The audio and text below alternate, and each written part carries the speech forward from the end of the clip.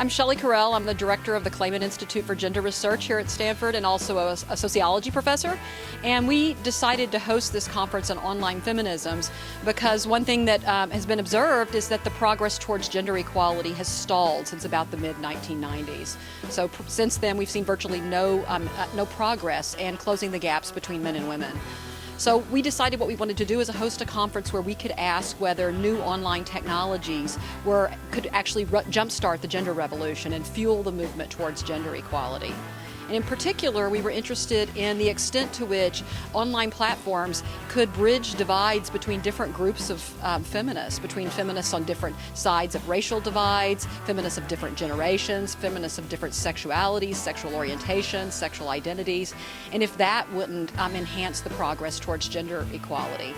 So what we did is we brought some academics here, we brought activists here, bloggers, all sorts of people who write and study and get involved in feminism in very different ways to just conduct what we think of as an experimental conference to see what we can learn from each other and whether that might improve gender equality. So my name is Meredith Clark. I'm an assistant professor at the Mayborn School of Journalism, the University of North Texas. Today I'll be discussing using social media to connect with diverse communities and to connect around gender-specific issues. Well, I'm a big fan of Twitter. What I've seen with Twitter is that people have an opportunity to create communities for themselves. Instead of being limited by traditional legacy media, we have spaces to form conversation around the topics that we're interested in. My name is Feminista Jones, and I was happy to be invited here to speak at Stanford about online feminism and activism online, particularly as a Black feminist woman.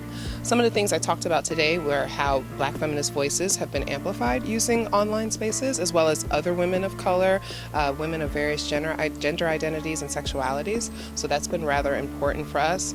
I'm also talking about how online activism can fuel offline activism. I spoke a bit about how we are able to use hashtags to create conversations, as well as to create movements that stretch across the country and across the world. I think one of the important things to remember is that everyone has a voice and everyone is allowed to speak, and using online technology and social media has been a way to really amplify and strengthen the voices of people who have been marginalized and silenced until now. So we're going to keep working on that, and I'm going to keep doing my part to help those whose voices need to be heard, and we're going to hopefully change the world. Hello, my name is Tatiana Fuzz, and I am an artist based in Brooklyn, New York. And I'm here today at Stanford University to talk about my project, Stop Telling Women to Smile, and how it relates to the overall idea of the conference, which is online feminism. And working together with communities and women online and in person to help further the conversation about feminism and women's bodies and how they are policed. My work, Stop Telling Women to Smile, is a street art project where I interview women and I draw their portraits and I ask them stories about sexual harassment that they experience every day in their lives, and I put those stories and those portraits outside on walls. I think that work is very important to this conversation, and that it is telling women's stories and amplifying their voices in solidarity. And it is being an advocate for women, not just online, but actually outside in the street where they experience harassment and abuse. So that is my work, and that's why I'm here today. And I am happy to be here amongst all these other brilliant women. My name is Emily May. I'm the co-founder and executive director of Hollaback, a global movement to address street harassment, sexual harassment that happens in public space. And I'm here today talking about street harassment and how the internet has really allowed us to perpetuate this movement and take it to the next level. That now we're able to all share our stories, and that our stories matter, and they're told, and they're tweeted and retweeted. And I think that movements start because people tell their stories. And so we've just seen an explosion in the movement to address street harassment. Hollaback has an app where you can report your street harassment. And we've got leaders in 79 cities in 26 countries in 14 different languages who are making the revolution go down. So we're very happy to be here today.